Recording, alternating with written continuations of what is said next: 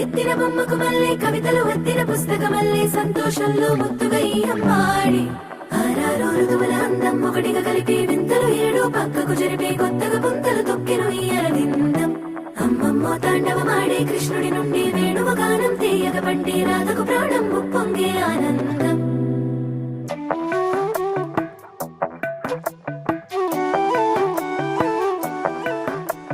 మధురము కదా ప్రతొక నడక నీతో కలిసేలా తరగని కథ మనదే కనుక